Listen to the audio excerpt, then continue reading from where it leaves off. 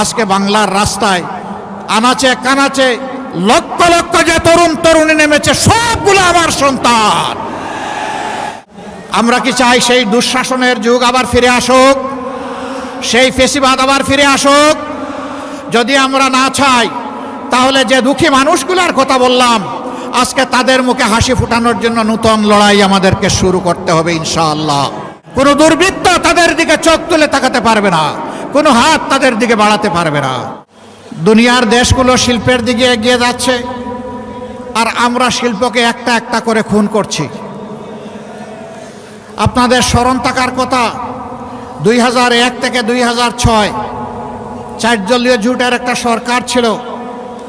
আমাদের সেই সময়ের সম্মানিত আমির শহীদ মৌলানা মতিউর রহমান নিজামী, তিনি এক সময় এসে 15-2 বছরের মাথায় শিল্পমন্ত্রীর দায়িত্ব পেয়েছিলেন। দায়িত্ব হাতে নিয়ে বলেছিলেন, আল্লাহ আমাকে তৌফিক দিলে আমার মেয়াদকালে নতুন করে আর একটি শিল্প কারখানায় তালা ঝুলাতে আমি দেব না। তিনি বলেছিলেন, আমি আমার যেটুকু যোগ্যতা আছে সবটুকু উজাড় করে বন্ধ তালাবদ্ধ কারখানাগুলো আমি খুলে দেওয়ার চেষ্টা করব। এবং বাংলাদেশে তিনি তাই শুরু করেছিলেন। তার রেখে যাওয়া অসমাপ্ত কাজ এখন বাংলাদেশ জামাতে ইসলামী সহ 11 দল সম্পন্ন করতে চায়।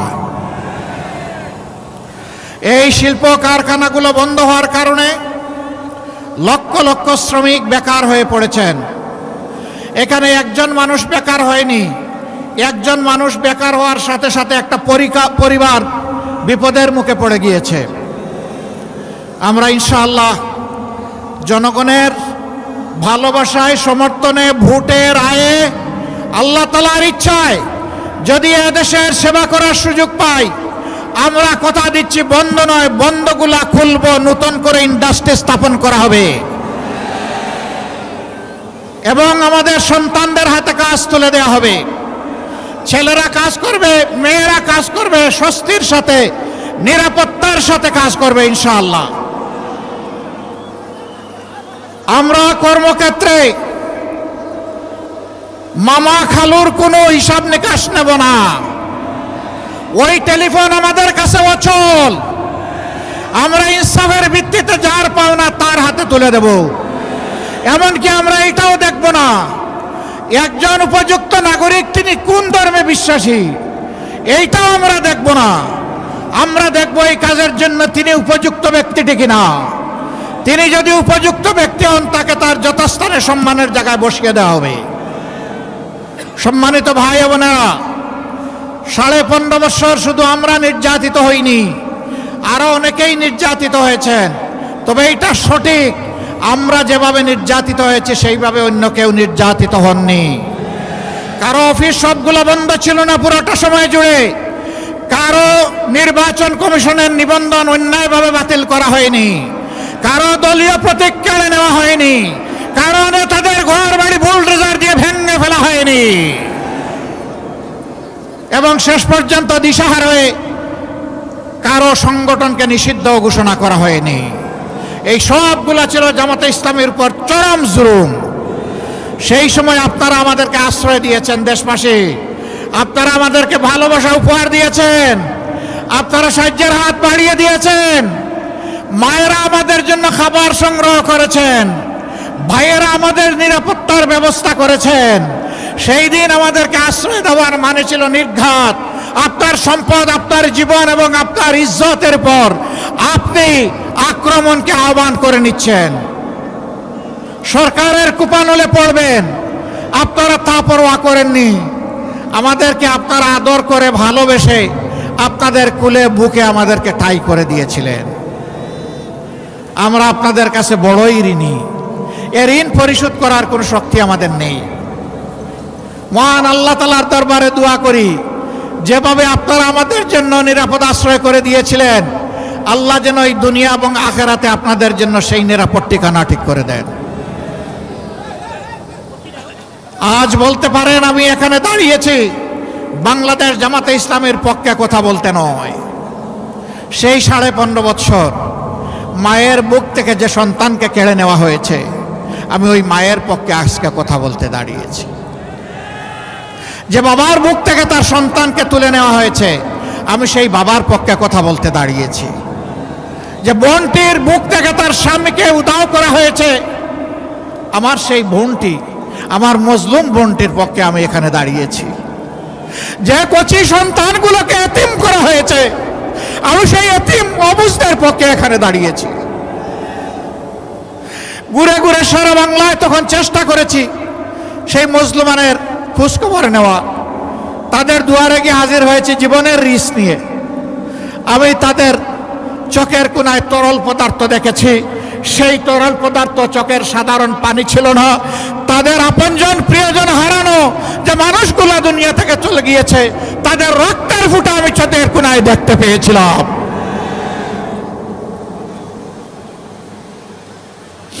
অবুঝ বাচ্চাগুলো বলতো, আসেন আমার সাথে আসেন।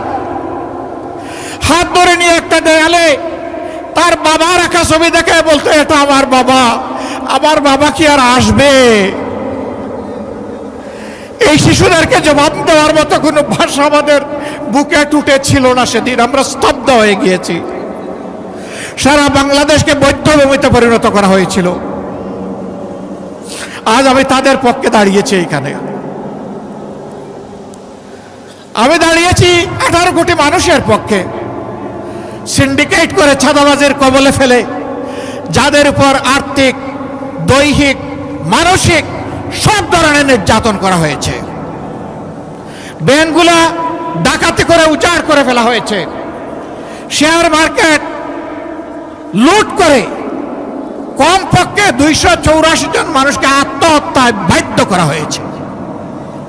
লক্ষ লক্ষ পুঁজি বিনিয়োগকারীকে, তরুণদেরকে রাস্তায় বসানো হয়েছে।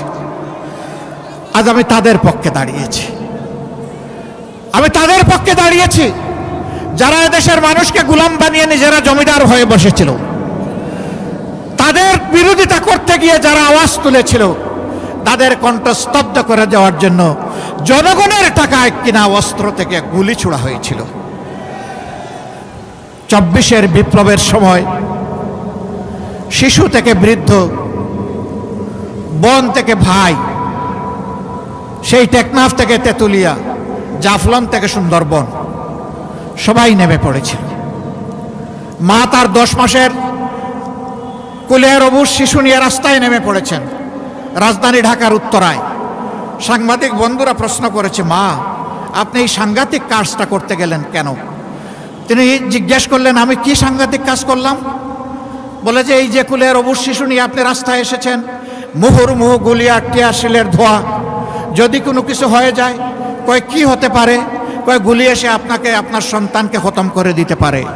সে মা চিৎকার দিয়ে সেদিন বলেছিলেন, সন্তান আমার একটা নয়, আজকে বাংলার রাস্তায় আনাচে কানাচে লক্ষ লক্ষ যে তরুণ তরুণী নেমেছে, সবগুলো আমার সন্তান।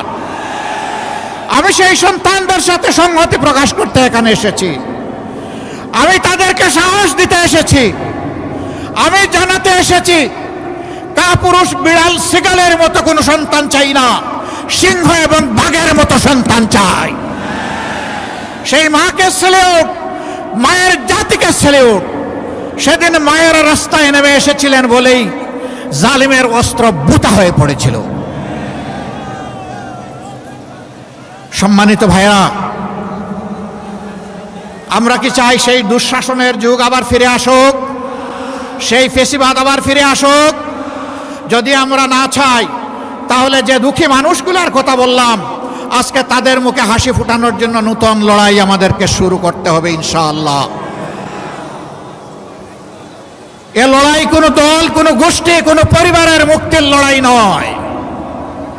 এ লড়াই 18 কোটি মানুষের মুক্তির লড়াই। জাতি, ধর্ম, বর্ণ নির্বিশেষে সারা বাংলাদেশী জনগণের মুক্তির লড়াই। আমরা চেষ্টা করেছি 5 তারিখ আল্লাহ তাআলার পক্ষ থেকে এই নিয়ামত পাওয়ার সাথে সাথে সেজদায় পড়ে আল্লাহর শুকরিয়া আদায় করতে। আমরা সেদিন দেশবাসীকে আশ্বস্ত করে সাহস দিয়ে বলেছিলাম, জুলুম আমাদের উপর যাই করা হোক না কেন, আমরা ইনশাআল্লাহ এখন শান্ত থাকবো, ধৈর্য ধরব।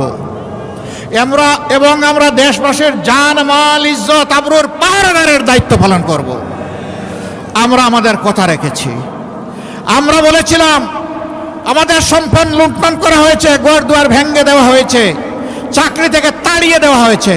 তাই বলে কারো সম্পদের উপর আমরা হাত দিব না, আমরা কোনো চাঁদাবাজি করব না। আমরা আমাদের কথা রেখেছি। আমরা বলেছিলাম যারা আমাদের ক্ষতি করেছে আজ আমরা ঘোষণা করছি তাদের উপর থেকে আমরা কোনো প্রতিশোধ নেব না। আমরা আমাদের কথা রেখেছি। আমরা বলেছিলাম আমরা মামলা দিয়ে হয়তো কোনো নাগরিককে আমরা কষ্ট দিব না, হয়রানি করব না। আমরা আমাদের কথা রেখেছি, আমরা সেটা করিনি। আমরা বলেছিলাম এই দেশ শুধু মুসলমানদের নয়, অবশ্যই মুসলমান এখানে সংখ্যাগরিষ্ঠ, কিন্তু মিলেমিশে ফুলের বাগান, আরও 3টি ধর্মের লোক এখানে বসবাস করেন। আমরা তাদের জীবনের ইজ্জত এবং সম্পদের পাহারাদার হয়ে দাঁড়িয়ে গেলাম। কোনো দুর্বৃত্ত তাদের দিকে চোখ তুলে তাকাতে পারবে না, কোনো হাত তাদের দিকে বাড়াতে পারবে না। আমরা আশা করেছিলাম রাজনৈতিক দলগুলো সেখানে দায়িত্বশীলতার পরিচয় দেবে, কিন্তু আফসোস সকলে এই দায়িত্বশীলতার পরিচয় দিতে পারেননি। আজ তাহলে দেশবাসীর কাছে পরিষ্কার হয়ে গেল এই দেশের মানুষ, মাটি এবং সম্পদ, ইজ্জত কার কাছে নিরাপদ। এটা কি এখন আর বুঝতে কোনো বাকি আছে? কোনো বাকি নাই। যুবক বন্ধুরা, তোমরা বুক চিতিয়ে লড়াই করে আমাদেরকে মুক্তি এনে দিয়েছ, তোমাদেরকে মোবারকবাদ। কিন্তু আমরা তোমাদের হাতে বেকারের ভাতা তুলে দিয়ে অপমান করতে চাই না। আমরা তোমাদের প্রত্যেকটি যোদ্ধার হাতকে কর্মী এবং কারিগরের হাতে পরিণত করতে চাই, এবং তোমাদের হাতে, যুবক যুবতীদের হাতে আমরা মর্যাদার সেই কাজগুলো তুলে দিতে চাই। সেদিন তোমরা গর্ব করে বলবে আমিও আমার নতুন বাংলাদেশের একজন গর্বিত কারিগর, আমারও অবদান আছে। আমি বসে বসে বেকার ভাতা আমি খাই না, বরঞ্চ আমি আমার জাতিকে দিতে চাই। আমরা এইভাবেই আমাদের যুব সমাজকে কর্মসংস্থানের মাধ্যমে একদিকে দেশ গড়া, আরেকদিকে তাদেরকে সম্মানিত করতে চাই। যদি এটা আমরা পারি তাহলে বিপ্লবে তোমাদের ভূমিকার কিছুটা হলে আমরা ঋণ পরিশোধ করতে পারলাম বলে মনে সান্ত্বনা পাব। মা বোনেরা, ইনশাআল্লাহ এই নতুন বাংলাদেশ আল্লাহ যদি আমাদেরকে গড়ার সুযোগ দেন, এই নতুন বাংলাদেশে আপনি আপনার নিজ গৃহে, অবস্থানস্থলে, আবাসভূমিতে, আপনি চলাচলের সময় এবং কর্মক্ষেত্রে সব জায়গায় ইনশাআল্লাহ 2টি জিনিস আপনাদেরকে আমরা নিশ্চিত করতে আমরা প্রতিজ্ঞাবদ্ধ। একটি আপনাদের মায়ের মর্যাদা, দ্বিতীয়টি হচ্ছে আপনাদের নিরাপত্তা। এই 2টা ইনশাআল্লাহ আমরা নিশ্চিত করব। সম্মানিত ভাই বোনেরা, খুলনা অঞ্চল ছিল একসময় ইন্ডাস্ট্রি এবং কৃষিতে সমান তালে পাল্লা দেওয়া, 2টাই এখন শেষ। জলাবদ্ধতার কবলে পড়ে, লবণাক্ত পানির কবলে পড়ে, দফায় দফায় বাঁধ ভাঙন দিয়ে জোয়ার আসার কারণে আজকে কৃষকদের একেবারেই বিধ্বস্ত অবস্থা। আর শিল্পের কথা আগেই বলেছি, আল্লাহ যদি আমাদেরকে এই দেশের খেদমতের দায়িত্ব দেন, আমরা কথা দিচ্ছি আপনাদের সাথে বসে, আপনাদের সাথে ডায়ালগ করে কোন কাজটা আগে করলেও এই এলাকার উন্নয়ন হবে, দেশের উন্নয়ন হবে, আমরা তা ঠিক করব। অগ্রাধিকারের ভিত্তিতে আপনাদের সম্পদ আপনাদের হাতে তুলে দিব উন্নয়নের জন্য ইনশাআল্লাহ। এটা আমাদের বাপ দাদার সম্পদ হবে না, এটা হবে জনগণের সম্পদ, এবং প্রত্যেকটি সম্পদের বাজেটের আমাদের কাছ থেকে জবাব নেওয়ার অধিকার আপনাদের নিশ্চিত করা হবে ইনশাআল্লাহ। আমরা ঘোষণা করেছি আমাদের কোনো মন্ত্রী এমপি যদি আল্লাহ কবুল করেন তাহলে সরকারি তহবিল বলতে কিছুই নেই, জনগণের সম্পদের দিকে চোখ তুলে আমরা তাকাবো না। আল্লাহ যা হালালভাবে আমাদেরকে দিবেন তাই নিয়ে ইনশাআল্লাহ আমরা জনগণের খেদমত চালিয়ে যাব, এবং আল্লাহর সাহায্য নিশ্চিতভাবে আমরা পাবো। আমরাও সম্মানের সাথে আপনাদের সাথে সেদিন বসবাস করব। এখন আমরা দেখতে পাই একজন এমপি হয়েছেন, মাত্র 5 বছরের মাথায় তার সম্পদ বেড়ে যায় 500 গুণ। জিজ্ঞেস করা হয় আপনার ব্যবসাটা কি ছিল, বলে যে মাছ চাষ। জিজ্ঞেস করা হয় মাছের গেটটা কোথায়, বলে আমি সঠিক বলতে পারবো না। সম্মানিত ভাইরা, পানির নিচে দেখা যায় না তো, এই জন্য হিসাব মিলাইয়া দিয়া দেয়। আমরা ওই রকম মাছ চাষি হব না। হ্যাঁ, আমাদের মধ্যে কেউ যদি মাছ চাষি হন, তিনি ন্যায্যতার ভিত্তিতে হালালভাবে মাছ চাষ করবেন ইনশাআল্লাহ। জনগণের সম্পদকে ওই পানির নিচে লুকাইয়া রাখবেন না, বেগমপাড়া করবেন না, নিজেদের জন্য সিঙ্গাপুর বানাবেন না, বরঞ্চ গোটা বাংলাদেশকেই একটা মর্যাদাশীল রাষ্ট্র হিসাবে একটা শক্ত অর্থনৈতিক ভিত দেওয়ার জন্য আমরা লড়াই চালিয়ে যাব ইনশাআল্লাহ। আমরা জানি এই ব্যবস্থাকে অনেকে পছন্দ করে না, অনেকেই আবার ওই সেই পুরাতন ফেসিবাদের এপ্রন গায়ে দিতে চায়। তাদেরকে আমরা বলি, যুব সমাজ জানিয়ে দিয়েছে আমরা ওই বস্তা পচা পুরানা বন্দোবস্ত চাই না। পাঁচটি বিশ্ববিদ্যালয়ে তরুণ, সচেতন, শিক্ষিত, সুশিক্ষিত, উচ্চশিক্ষিত যুবক যুবতীরা তাদের রায় দিয়ে বলে দিয়েছে আমরা এখন ইনসাফের পক্ষে, নূতন বাংলাদেশের পক্ষে, আমরা এখন ঐক্যের পক্ষে, আমরা বিভক্তির পক্ষে নই। আশ্চর্য বিষয়, আমাদের একটি বন্ধু সংগঠন তারা ফ্যামিলি কার্ড দেওয়ার ঘোষণা করেছেন এবং এটাও বলেছেন যে এটা মায়ের হাতে দেবেন। তারা একদিকে দিচ্ছেন ফ্যামিলি কার্ড, আরেকদিকে দিচ্ছেন আমার মায়ের গায়ে হাত। এই দুইটা একসাথে চলে না। আমরা অনুরোধ করব, নিজের মাকে সম্মান করুন। যদি আপনি নিজের মাকে সম্মান করতে পারেন তাহলে গোটা মায়ের জাতিকে আপনি সম্মান করতে পারবেন। আর যদি নিজের মাকে সম্মান না করতে পারেন আপনি বাংলাদেশের একজন নারীকেও সম্মান করতে পারবেন না। আজকে বিভিন্ন জায়গায় হামলা শুরু হয়েছে, মাথা গরম হয়ে গিয়েছে। মাঘ মাস, আরে ভাই এখন মাথা গরম হলে চৈত্র মাসে কি করবেন? একটু ঠান্ডা রাখেন না। এখন তো আরামদায়ক বাতাস আছে, আবহাওয়া আছে, এই সময় গরম করিয়েন না মাথাটা। জনগণের রায়ের প্রতি আস্থা রাখুন। অতীতে জনগণের রায়কে যারা সম্মান করে নাই তাদের পরিণতি কি হয়েছে তার থেকে আমাদের সকলের শিক্ষা নেওয়া উচিত। হ্যাঁ, জনগণের গায়ে হাত দিতে পারবেন, পিঠে চাবুক মারতে পারবেন, কিন্তু জনগণের হৃদয় এবং কলিজা জয় করতে পারবেন না। হৃদয় কলিজা যদি জয় করতে হয় তাহলে সকলকে তার নিজ নিজ জায়গায় সম্মান দিতে হবে, বিশেষ করে মায়ের জাতিকে। আমাদের কথা ভাই একবারেই স্পষ্ট, জীবন দিব, আমার মায়ের ইজ্জত দেব না। মায়ের ইজ্জতের জন্য লড়ে যাব। সুতরাং কেউ আর মেহেরবানি করে এই অপকর্ম করবেন না। যারা করেছেন তওবা করেন, সংশ্লিষ্ট ব্যক্তির কাছে মাপ চেয়ে নেন। তিনি চাইলে মাফ করে দিতে পারেন, আল্লাহ আপনাকে মাফ করে দিতে পারেন। কিন্তু সেই কালো হাত আর যদি সামনে বাড়ানোর চেষ্টা করেন, আমরা গালে হাত দিয়ে বসতে পারবো না ভাই। পায়ে পাড়া দিয়ে মুখের উপর, ঠোঁটের উপর ঘুষি মারবেন আর বলবো যে এবার কানটাও ছিঁড়ে নেই, কাজ হবে না। বরঞ্চ সমান ওজনের হিসাব নিকাশ আপনাদের দিকে ফিরিয়ে দেওয়া হবে। আমরা কারো পায়ে পাড়া দিয়ে ঝগড়া বাঁধাতে চাই না, কিন্তু কেউ ঝগড়া বাঁধাতে আসলে ছেড়েও দেওয়া হবে না। পারবেন আপনারা? এখন থেকে পাহারাদারের ভূমিকা পালন করবেন। প্রত্যেকটি নরনারীর ভোটের অধিকার আপনারা পাহারা দিবেন। ভোট যার ইচ্ছা যেখানে তাকে দিবে, কিন্তু আমরা ভোটের বাক্স পর্যন্ত ভোটারকে পৌঁছে দিতে চাই। ওই বাক্স পর্যন্ত ভোটার পৌঁছার পরে তারা নিজের ভোটের হিসাব তারা গ্রহণ করবে ইনশাআল্লাহ। আমরা 13 তারিখ থেকে আল্লাহ তাআলার দরবারে একটা নতুন বাংলাদেশ চাই, একটা অভিশাপ মুক্ত বাংলাদেশ চাই। আমার মায়ের জন্য একটা নিরাপদ বাংলাদেশ চাই, শিশুদের জন্য একটা নিরাপদ বাংলাদেশ চাই, আবাল বৃদ্ধ বনিতার জন্য একটি নিরাপদ বাংলাদেশ চাই, সকল ধর্ম বর্ণের মানুষের জন্য নিরাপদ বাংলাদেশ চাই। সেই বাংলাদেশ চাইলে এখন থেকে দুটি ভোটের ব্যাপারে কঠিন সিদ্ধান্ত এবং স্পষ্ট সিদ্ধান্ত নিতে হবে। হ্যাঁ ভোট মানেই হচ্ছে আজাদি, না ভোট মানে হচ্ছে গুলামি। এবার আপনারা বলুন, আজাদি না গুলামি? আজাদি না গুলামি? 12 তারিখ ভোট হবে ইনশাআল্লাহ হায়ের পক্ষে। প্রথম ভোট হা, এরপরের ভোটটি হবে ইনসাফের পক্ষে। যারা তাদের চরিত্র হেফাজত করেছে, সংগঠনকে হেফাজত করেছে, তারা দেশকে হেফাজত করবে ইনশাআল্লাহ। আমরা এই দুইটি ভোট, এই দুইটি আমানত প্রত্যেক ব্যক্তির কাছে আমরা হাত পেতে আবেদন জানাই, আপনারা আমাদেরকে দিন। অনেককে পরীক্ষা করেছেন, এই দায়িত্ব একবার আমাদেরকে দিয়ে আমাদেরকেও পরীক্ষা করুন এবং আমাদের সাথে থাকুন।